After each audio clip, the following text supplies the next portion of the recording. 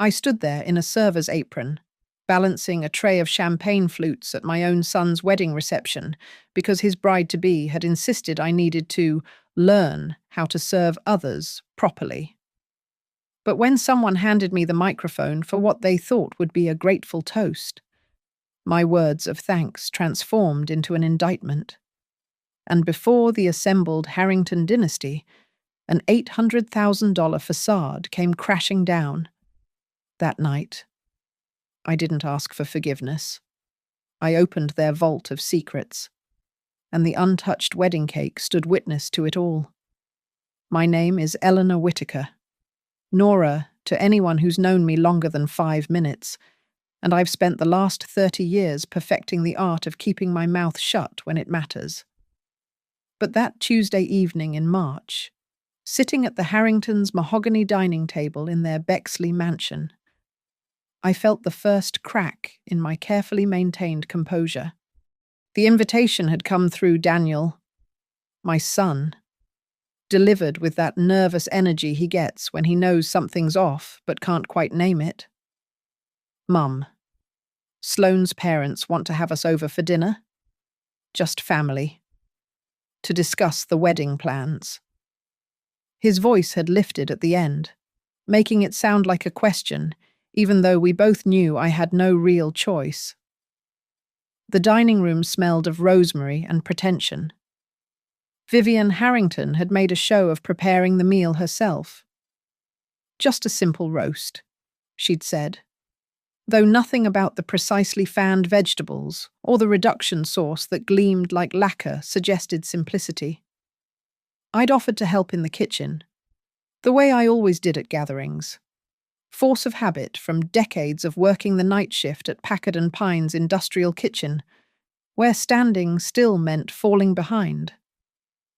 "Oh, how thoughtful," Sloane had said, her voice honey-sweet as she watched me carry plates from the kitchen.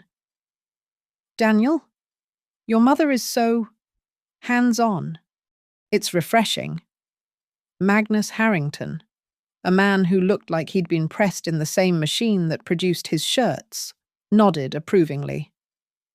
Initiative, that's what's missing in today's service industry. Service industry. As if my 23 years of feeding third-shift workers and creating menus from whatever wholesale could deliver that week was something quaint, like a hobby.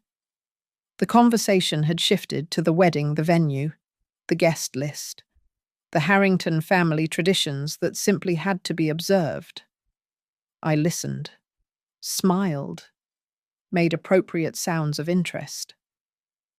Daniel sat beside Sloane, his hand in hers, that engineering brain of his probably calculating load-bearing structures, while his future in-laws discussed flower arrangements that cost more than my monthly rent. Then came the moment that changed everything. "Now, about the rehearsal dinner," Vivian began, setting down her wine glass with a precise clink. "We've had some thoughts about the dynamics." Sloane leaned forward, her engagement ring, the one Daniel had saved for 18 months to buy, catching the chandelier light. "Mom Whitaker," she said, and I should have known from the way she used that title, like handling something distasteful with tongs. "We need to discuss your toast." "My toast?" Well, not exactly a toast, more of a reconciliation. Sloane's smile could have frosted windows. "You see, Daniel mentioned you had some concerns about the prenuptial agreement, about the investment fund." I glanced at Daniel. He was studying his plate like it contained engineering schematics. "I simply asked about the terms," I said carefully. "The Harrington Capital Partners Fund that Daniel's investing in, contributing to," Magnus corrected. "It's a family venture? Shared prosperity?" "Right. I just wanted to understand the structure. And that's the problem." Sloane's voice had dropped its sweetness entirely. This need to control, to question everything. It's really quite hostile. Don't you think? The room went silent, except for the grandfather clock in the corner, counting out seconds like a judge's gavel. I'm not trying to control anything. I'm just... You're just what? Sloane turned to Daniel. Tell her, honey. Tell her how it makes me feel when she interrogates me about our financial planning, our future. Daniel finally looked up, and I saw it then, the exhaustion in his eyes, the weight of being pulled between two worlds. Mom, maybe you could just apologize. At the rehearsal dinner, just to clear the air. The words hit like cold water. My son, whom I'd raised alone after his father walked out, whom I'd worked double shifts to put through Ohio State's engineering program, wanted me to apologize for asking questions about where his life savings were going. Actually, Sloane said, tilting her head like she'd just had the most wonderful idea. I think we need something more meaningful, more humble. Vivian nodded slowly, a conductor appreciating a particularly clever movement. What did you have in mind, darling? Well, since Mom Whitaker is so comfortable with service. Sloane gestured at my now empty plate, which I'd unconsciously stacked with the others out of habit. Perhaps she could help with the wedding reception. You know, assist the catering staff. Show that she's truly part of the team, not trying to manage it. The grandfather clock ticked 8 times, 8 seconds of silence while my son said nothing. You want me to work as a server, I said, ensuring I understood perfectly. At my son's wedding. Oh, we wouldn't phrase it that way, Magnus interjected smoothly. Think of it as participating, being helpful, showing the kind of humility that brings families together. I looked at Daniel one more time. He was gripping Sloane's hand like a lifeline, or maybe like a chain. It was hard to tell anymore. Of course, I said, my voice steady as a flatline. Whatever makes the day special. Sloane's smile bloomed like a poisonous flower. Wonderful. I knew you'd understand. After all, service is love, isn't it? As I drove home that night through the dark streets of Columbus, my hands steady on the wheel despite the tremor in my chest, I made a decision. They wanted me to serve fine. I'd serve them exactly what they deserved. The smell of industrial bleach and reheated coffee filled my nostrils as I clocked in for my shift at Packard and Pine at 11:30 p.m. that same night. My hands moved on autopilot tying the apron, checking prep lists, firing up the massive griddles that would feed Columbus's forgotten workforce until dawn. But my mind was 20 years in the past, remembering another kitchen, another life. Daniel was 9 when his father left. No warning, no explanation beyond a note that said he wasn't cut out for this. This being us, apparently. I'd found Daniel sitting at our scratched dining table, doing homework by the light of a desk lamp I'd rescued from a garage sale, pretending not to notice I was crying as I read that note. It's okay. Mum, he'd said, his pencil never stopping its careful path across graph paper. We don't need him, but we needed money. The receptionist job I'd held at a dental office didn't cover rent, groceries, and the school supplies for a boy who devoured mathematics workbooks like other kids consumed comic books. So I took the night shift at Packard and Pine 11 p. to 7 a. because it paid an extra $3 an hour and meant I could be there when Daniel woke up, when he came home from school, when he needed help with pre-algebra and then calculus, and then the college applications that would change everything. My hands bore the history of those years. Burn scars from oil spatters mapped across my forearms like constellations.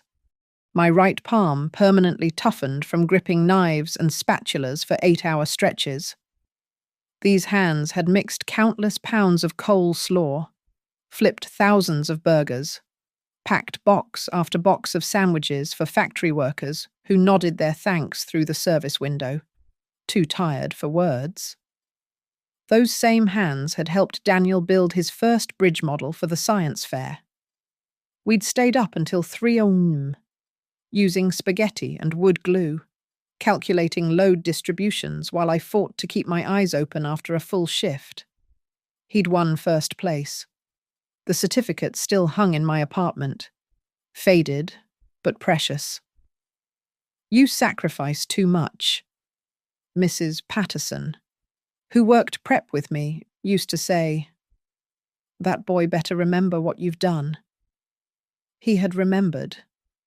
Through high school, Daniel would leave notes in my work bag, little engineering drawings with "World's Best Mom" worked into the structures.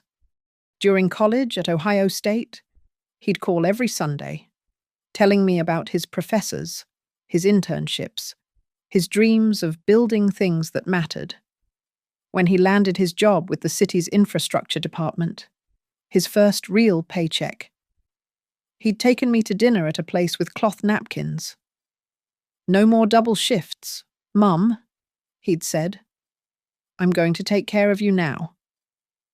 But that was before Sloane. She'd appeared in his life like a weather system, sudden and overwhelming. Within 3 months, he was different. The Sunday calls became texts. The monthly dinners became quarterly, then stopped altogether. When I'd asked about meeting her family, understanding their background, Daniel had gotten defensive in a way I'd never seen. "Why does it matter where they're from?" he'd asked during one of our increasingly rare phone calls. "Sloane loves me. Isn't that enough?" Love. As if love explained why my son now wore watches that cost more than he made in a month. Why he'd traded his reliable Honda for a BMW lease he couldn't afford. Why he'd started using words like equity and portfolio when 6 months ago his savings account held exactly $1,200. The Harringtons had welcomed him like a lost prince returned home. They'd taken him to their country club, introduced him to their circle, shown him a world where people didn't check price tags and summers meant Europe, not extra shifts. Magnus had offered him a ground floor opportunity in Harrington Capital Partners, painting pictures of wealth that would secure generations. "It's everything I've worked for, Mom," Daniel had told me, his eyes bright with something I didn't recognize. The chance to build something bigger than bridges. I'd wanted to ask bigger than the bridges we built together out of spaghetti and hope, but I'd kept quiet, the way I always did when it mattered.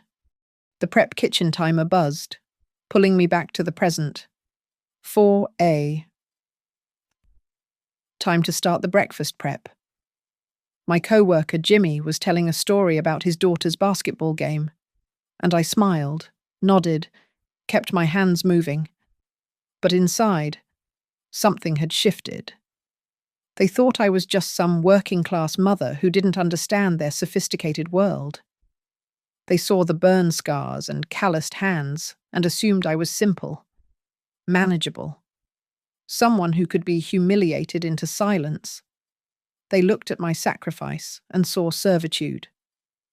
But here's what 20 years in a commercial kitchen teaches you: every recipe is chemistry. Every dish is a balance of elements. You learn to read temperatures, timing, the subtle changes that mean something's about to burn or bloom. And after that dinner at the Harringtons, watching my son choose their approval over my dignity, I knew something was burning. The question was whether I could save anything from the fire. I finished my shift as dawn crept over Columbus. untying my apron with the same hands that had built a life from nothing, that had held my son through fevers and failures and his father's abandonment. Those hands knew work. They knew sacrifice. Now they would learn something new. They would learn how to uncover the truth. The following Thursday, I was nursing a black coffee at Brick and Steam, a coffee shop downtown that stayed open late enough to catch both the office crowd and the night shift workers like me.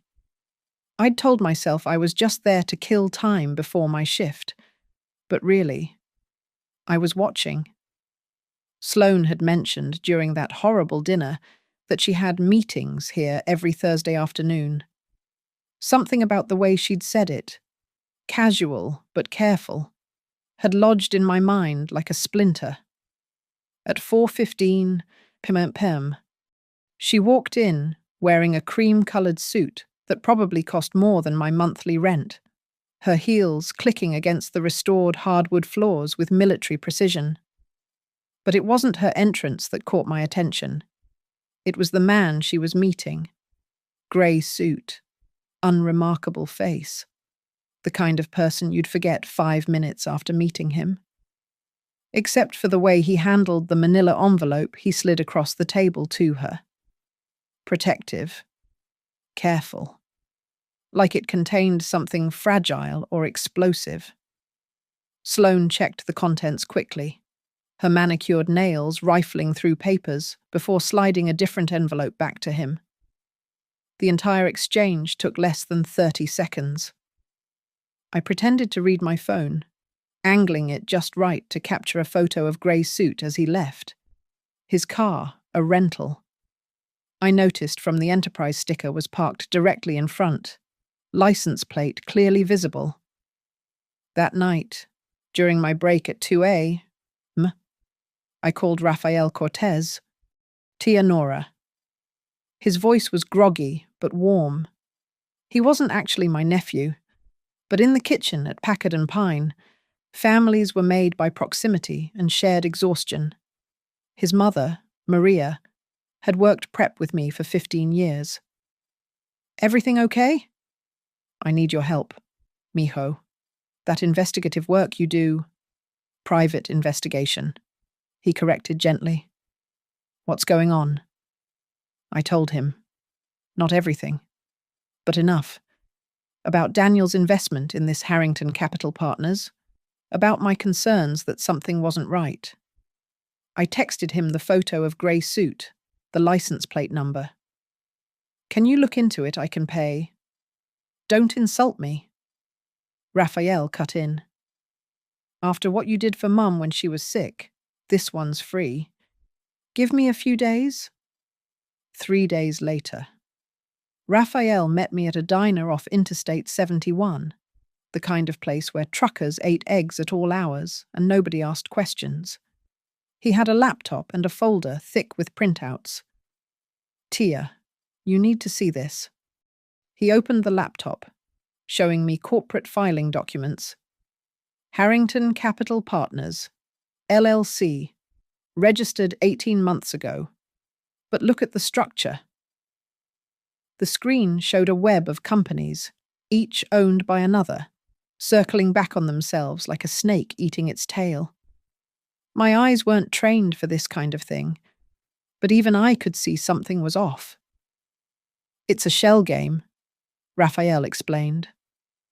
The LLC owns another company, which owns another, which eventually leads back to Magnus Harrington's personal holdings.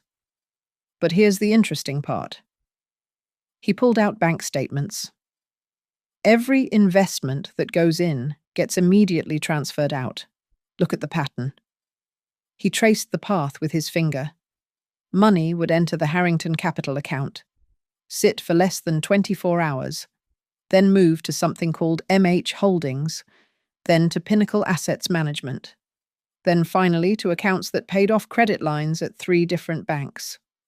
They're using investor money to pay personal debts, I said, the words tasting like ash. It gets worse. Raphael pulled out another document. This is a contract template I found in the county records, similar structure to what they're probably having investors sign. Look at clause 18.4, subsection B. The text was dense, legal terminology that seemed designed to confuse. But Raphael had highlighted one section: in the event of dissolution of partnership, whether through divorce, death, or voluntary withdrawal, all assets revert to the managing partner's designated beneficiary. The managing partner is Sloane, Raphael said. The designated beneficiary is also Sloane. If Daniel divorces her or tries to withdraw his investment, he loses everything. My coffee had gone cold, but my hands kept gripping the cup like an anchor. There's more. Grey suit from the coffee shop. He's an accountant. Bradley Morrison. Works for a firm that specializes in wealth management strategies, the kind that skirt the edge of legal. He's been meeting with Sloane weekly for 4 months. Raphael showed me email screenshots how he'd gotten them. I didn't ask. Exchanges between Sloane and someone at a real estate company discussing an $800,000 property in Upper Arlington. Daniel sent her $120,000 for the down payment. One email read, "Once we're married, we can leverage his city pension for the mortgage approval. Parents will co-sign as gift verification for the rest." "But Magnus and Vivian don't have that money," I said. "No, they don't."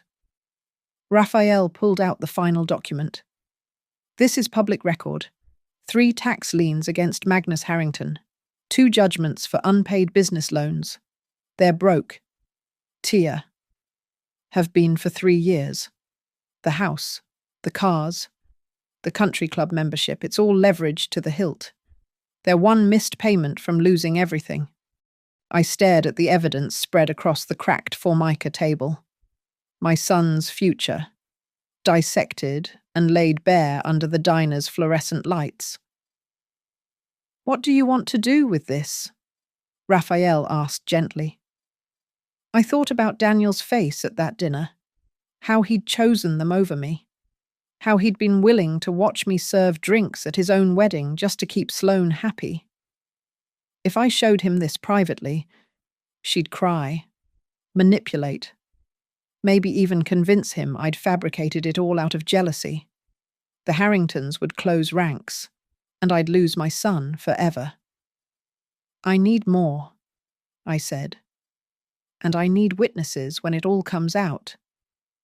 Raphael nodded slowly. "The wedding's in 3 weeks. 3 weeks?"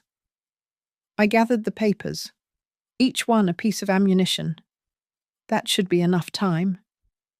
Enough time for what? I thought about those Thursday meetings at Brick and Steam, about the way Sloane had smiled when she'd sentenced me to serve at my son's wedding. To give them exactly what they ordered. The next 2 weeks became a careful excavation, like an archaeologist uncovering something both precious and poisonous. Raphael and I met every few days, always in different locations: a McDonald's parking lot at 5A, the public library during my day off, once even in the frozen foods section of a 24-hour Kroger where the security cameras had been broken for months. Each meeting brought new evidence, each document another nail in the coffin of the Harrington facade. "Found the smoking gun," Raphael said during our meeting at the library, his voice barely above a whisper.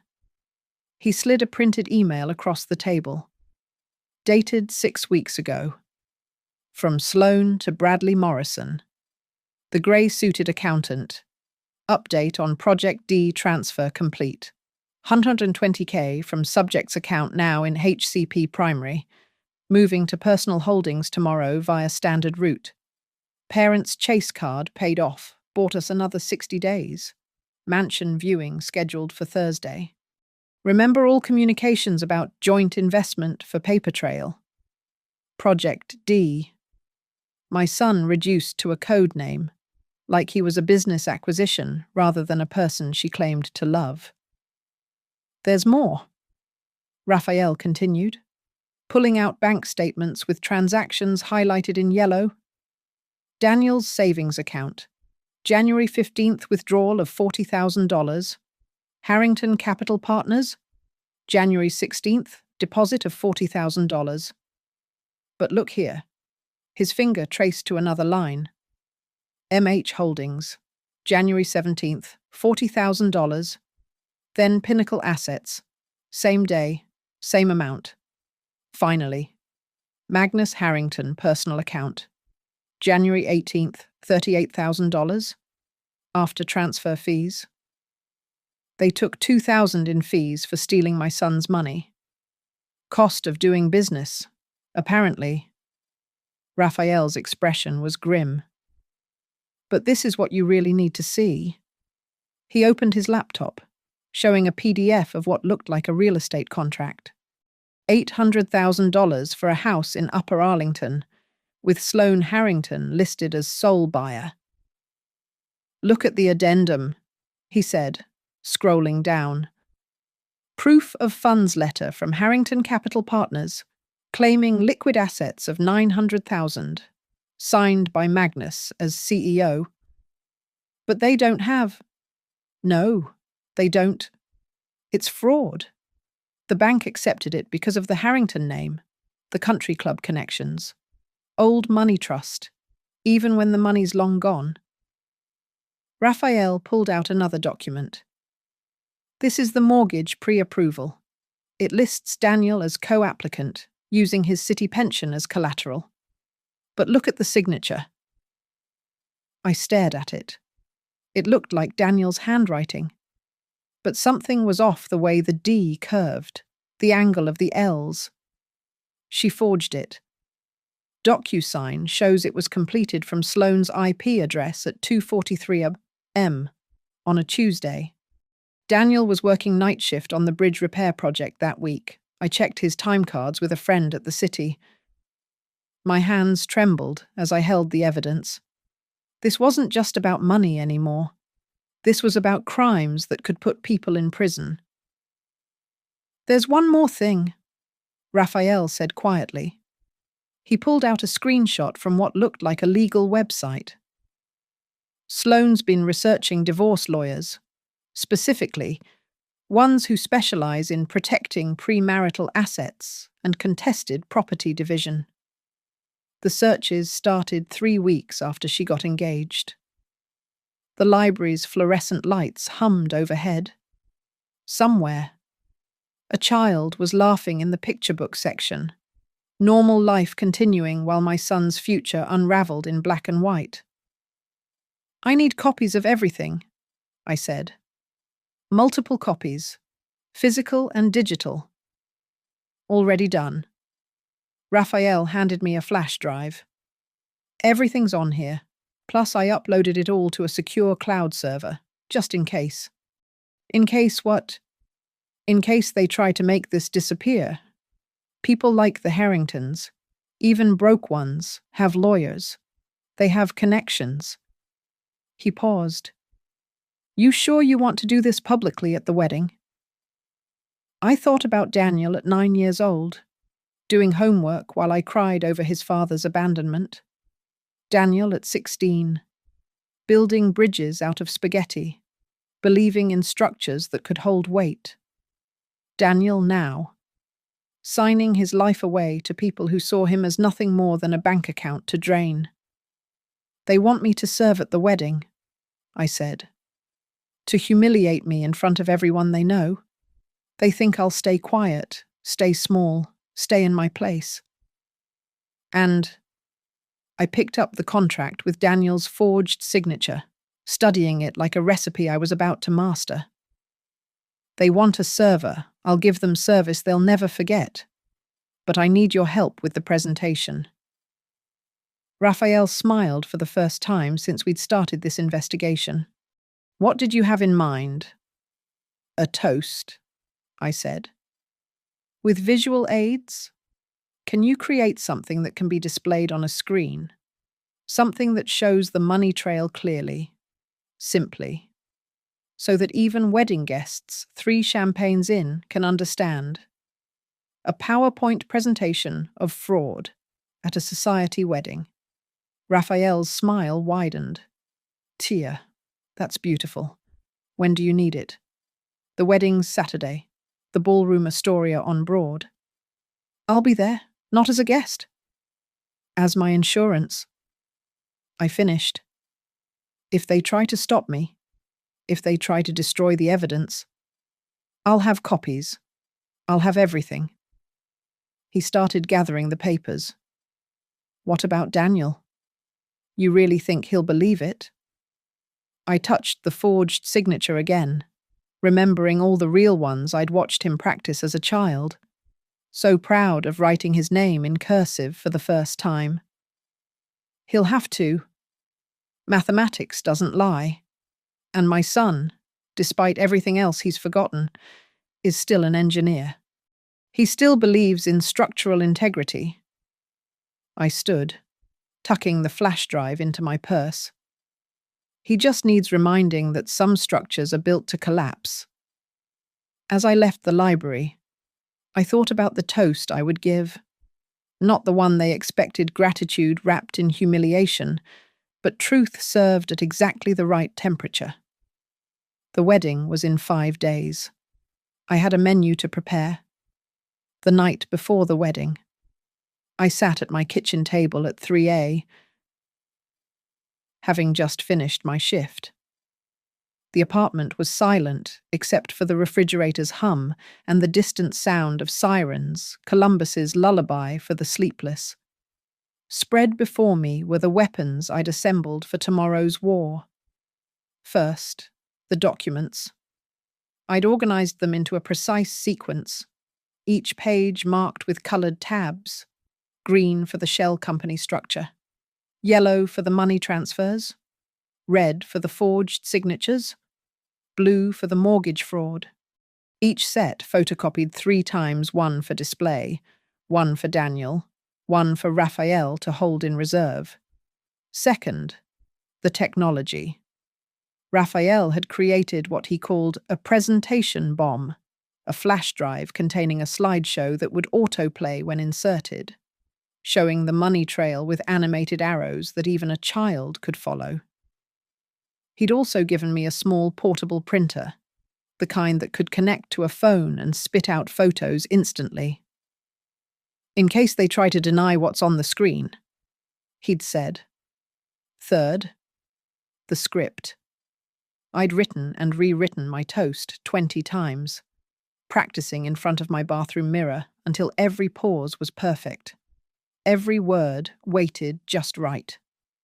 It had to sound natural at first, grateful even, before the turn. Like good knife work, you don't feel the cut until you see the blood. My phone buzzed. A text from Daniel. Mum, just confirming you'll be there at 4 p.m. for setup. Sloane's mom has your uniform ready. Uniform? Not outfit, not clothes. Uniform? I texted back. I'll be there? 3 dots appeared, then disappeared, then appeared again. Finally. Thanks for doing this. I know it's not ideal. Not ideal. Like I was being asked to park a little farther away, not serve drinks at my only child's wedding while his new in-laws laughed behind their hands. I picked up the most damning piece of evidence, an email from Sloane to her mother, sent just a week ago.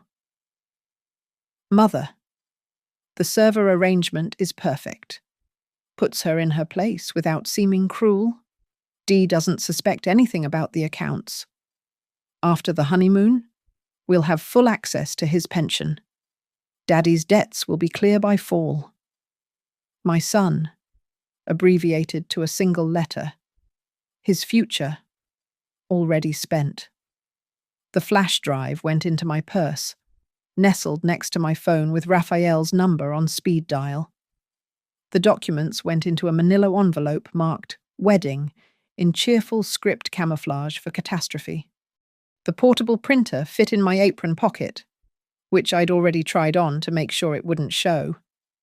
I stood and walked to my bedroom closet, pulling out the one thing I hadn't shown Raphael, my own wedding album, from 30 years ago, before the divorce, before the double shifts, before everything fell apart.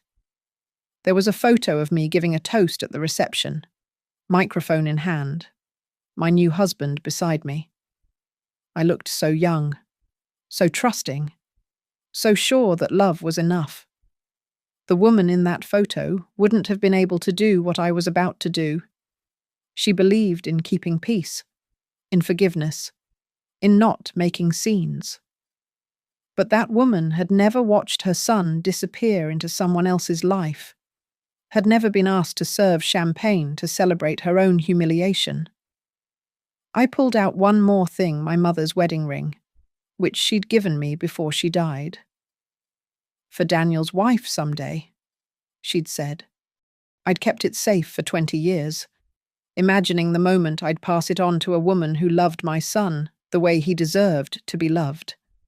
Instead, I would wear it tomorrow as armor, a reminder of what marriage should be, while I destroyed one that should never be. My phone rang. Raphael.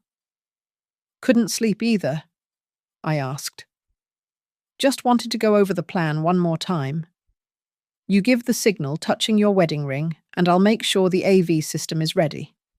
The venue has wireless display capability. I've already tested it during my site visit yesterday. Told them I was scouting for an event. And if they cut the microphone, I've got a portable speaker in my car, loud enough to fill the ballroom. But Nora, his voice grew serious. Once you start this, there's no going back. Daniel might hate me. I finished. But at least he'll be free. Silence on the line. Then, you're doing the right thing. I'm about to destroy my son's wedding? No, Tia. They destroyed it the moment they decided to build it on lies. You're just turning on the lights. After we hung up, I practiced the toast one more time. The opener. Good evening, everyone. I'm here to serve you tonight and to serve something else as well. The truth about the investment that brought us all together. The pivot. You see, when Daniel told me about Harrington Capital Partners, I was curious. What mother wouldn't be? So I did what any concerned parent would do. I looked into it. The kill shot. Sloane, this is my wedding gift to you both. Transparency. After all, isn't that the foundation of a good marriage? The clock showed 5:30 a. Dawn was breaking over Columbus, painting the sky the color of spilled champagne. In 11 hours, I would stand in the ballroom Astoria on Broad, wearing a server's uniform, holding a tray in one hand and a grenade in the other. I went to shower, to wash off the smell of industrial kitchen and failed dreams. Today, I would serve my last shift, not at Packard and Pine, but at the dissolution of my son's illusions. The water was scalding, but I didn't turn it down.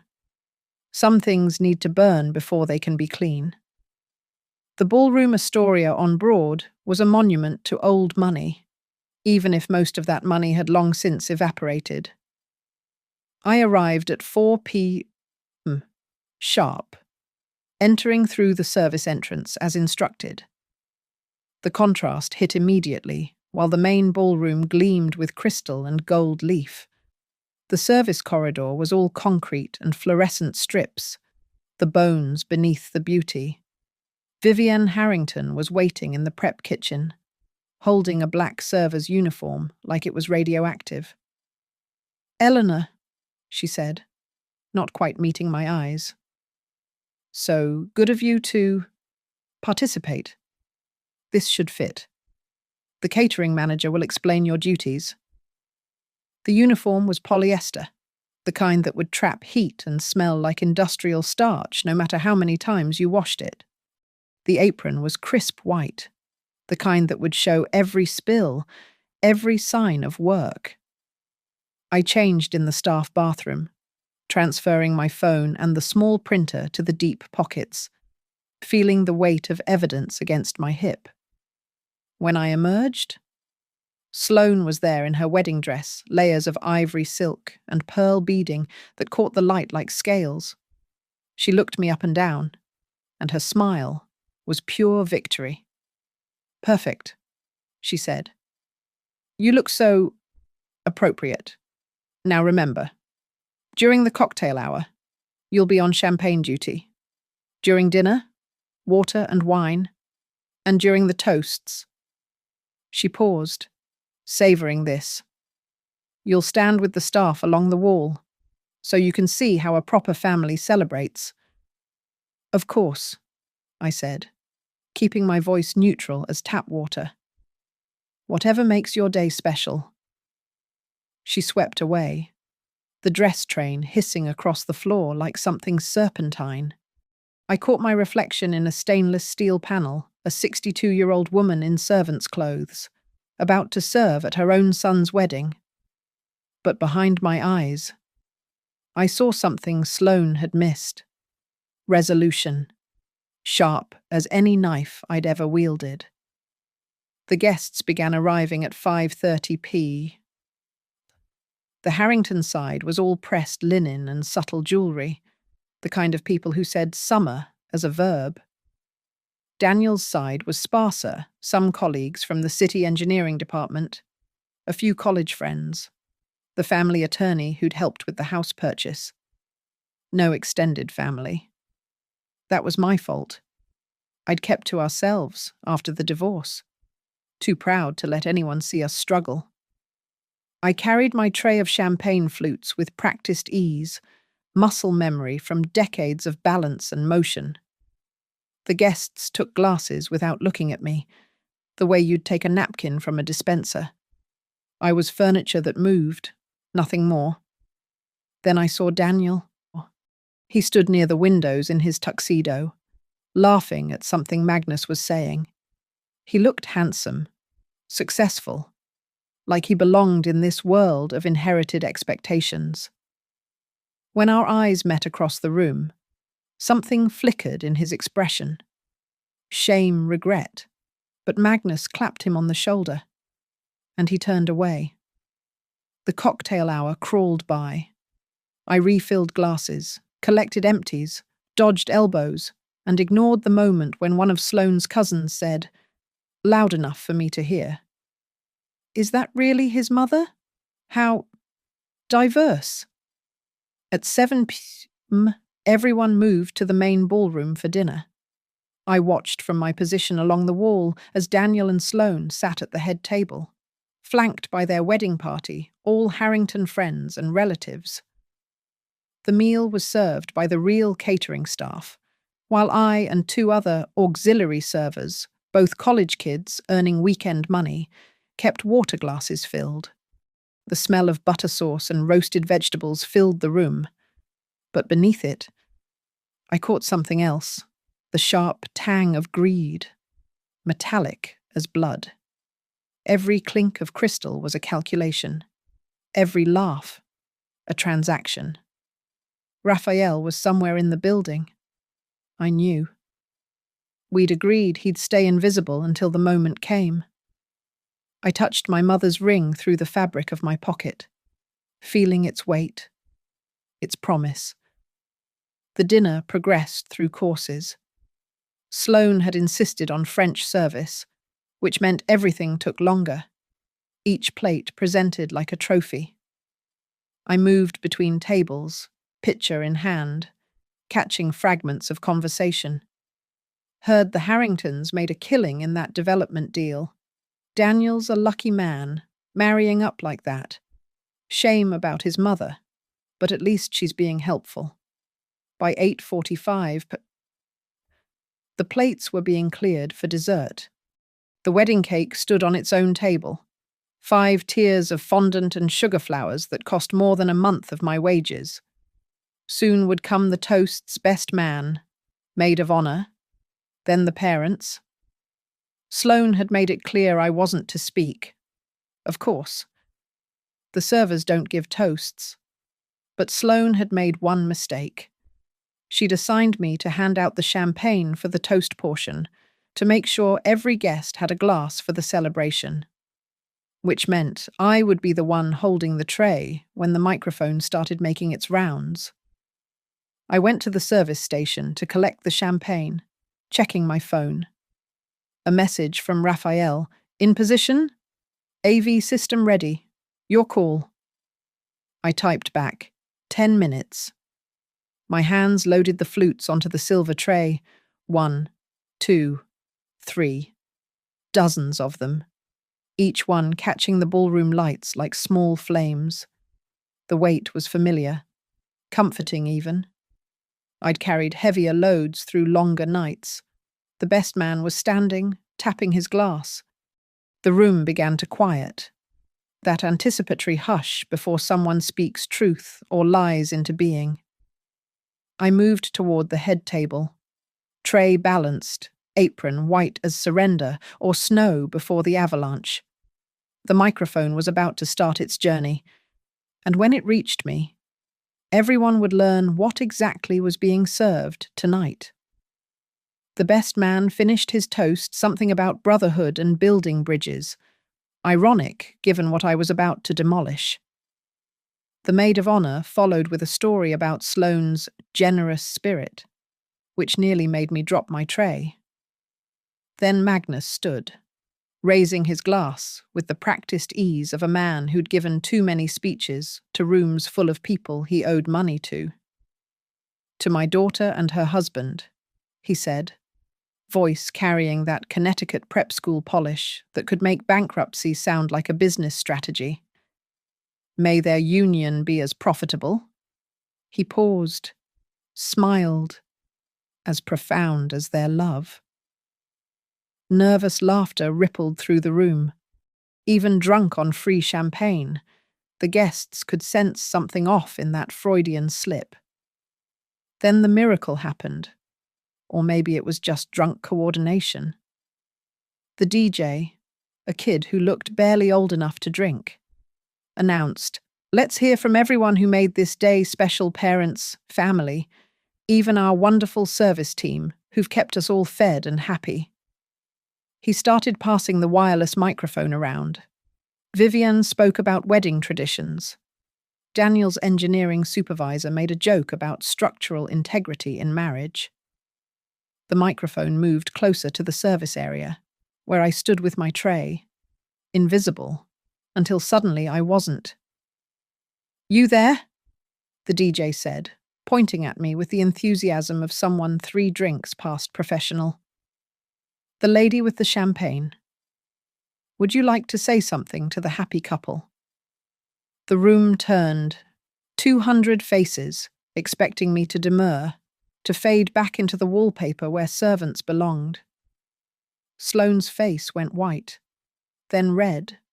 She started to stand, but Magnus put a hand on her shoulder. Let the help have their moment. His expression said, "What harm could it do?" I set down my tray and took the microphone. Its weight was familiar, though I hadn't held one since Daniel's high school graduation, when I'd been asked to speak as the PTA volunteer coordinator. "Good evening," I said, my voice steady as my hands when I'm chopping onions automatic. Precise. No room for tears. "My name is Eleanor Whitaker. I'm Daniel's mother." A murmur through the crowd. The servants weren't supposed to have names. Certainly weren't supposed to have connections to the wedding party. "I came here tonight to serve," I continued, touching my mother's ring, the signal. Behind me. I could feel the projection screen lowering, though the guests were still focused on me. "And to serve. You must understand what people truly hunger for." I reached into my apron pocket, pulling out the envelope. Sloane, Daniel, I have a wedding gift for you. It's something every marriage needs transparency. The first slide appeared behind me. The Harrington Capital Partners logo, professionally designed to look legitimate. When my son told me about his investment in the family business, I was curious. What mother wouldn't be? So I did what I've done all my life. I looked at the ingredients. Next slide, the corporate structure, boxes and arrows showing the shell game. Gasps from the financial professionals in the audience who recognized a pyramid scheme when they saw one. Interesting recipe, I said, pulling out the first document. Daniel invests here. I pointed at the screen. But the money goes here, then here, then... Oh, look. It ends up in personal accounts. Specifically, accounts that pay off credit cards. Magnus. That Chase Sapphire must have quite the balance. Magnus stood up. This is inappropriate. Inappropriate. I laughed, and it wasn't a nice sound, like asking a mother to serve drinks at her son's wedding. Sit down. Magnus. I'm not finished serving. The next slide bank statements with the money trail highlighted. I heard Daniel's sharp intake of breath. He could read those numbers, understand those patterns. $120,000, I said, holding up the bank statement. Daniel's entire savings, meant for a house down payment, transferred January 15th.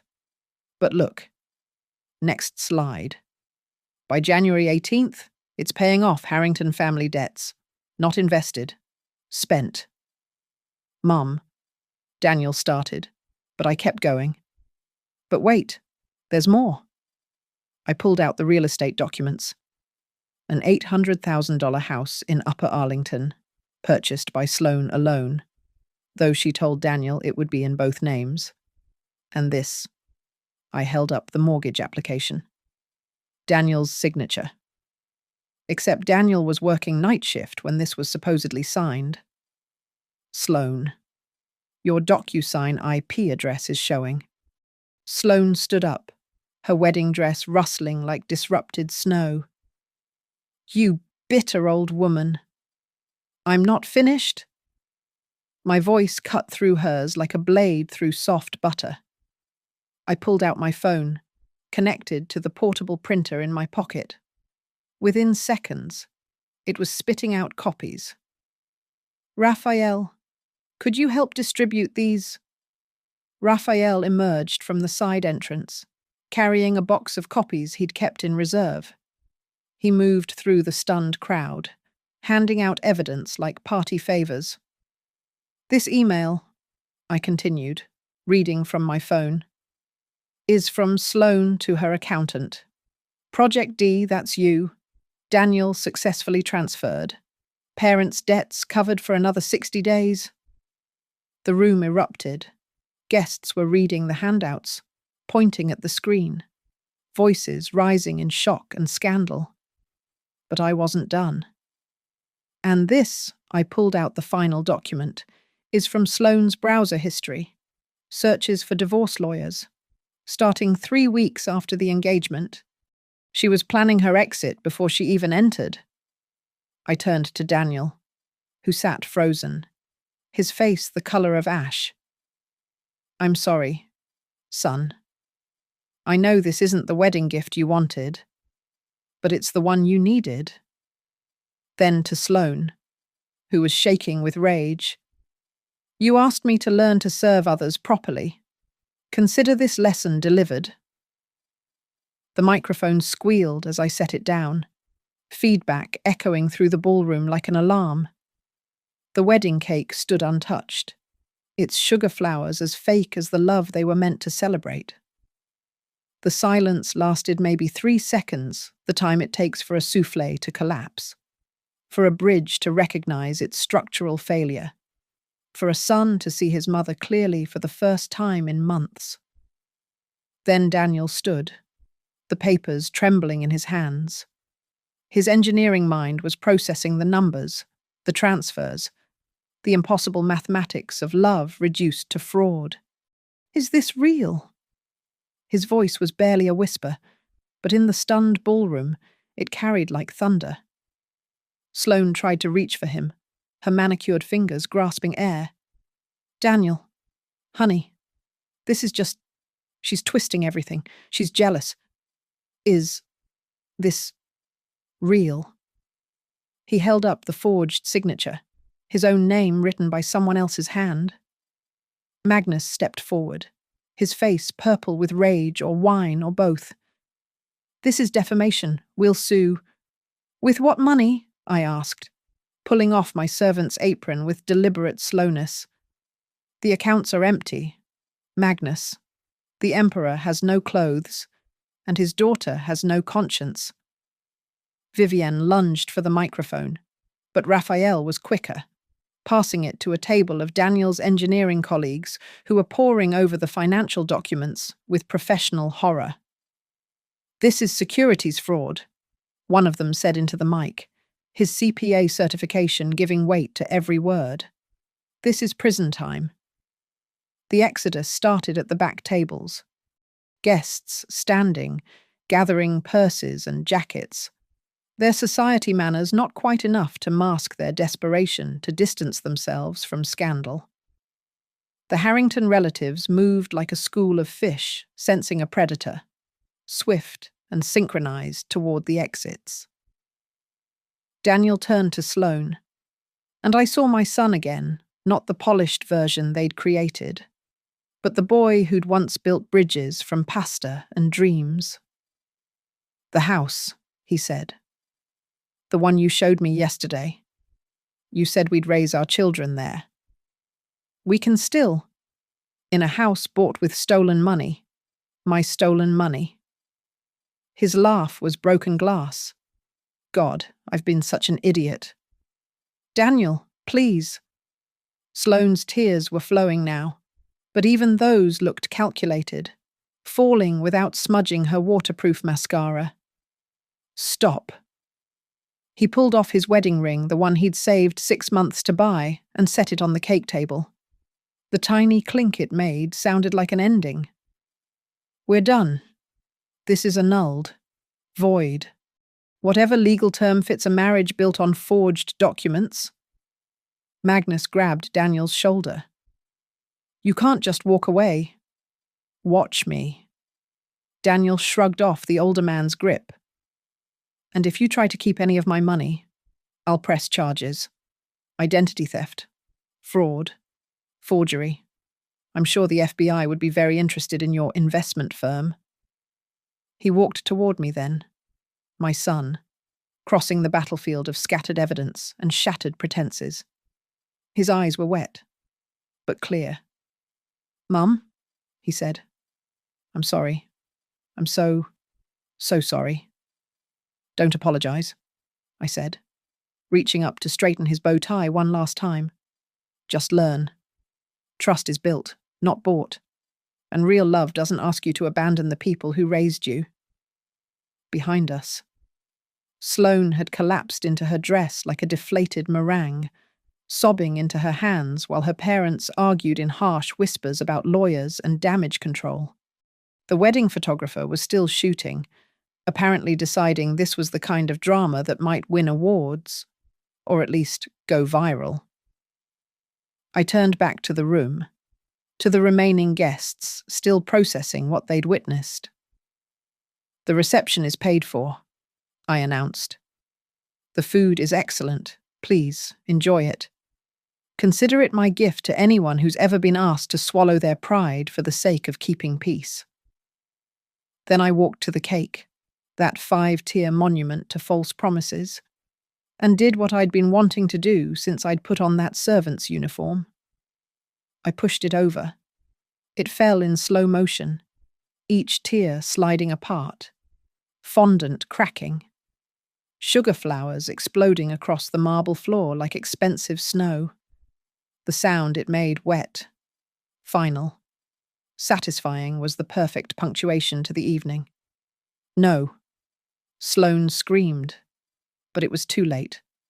The cake was destroyed, just like her plans, just like the illusion she'd so carefully constructed. I picked up my purse, linked arms with Raphael, and walked toward the exit.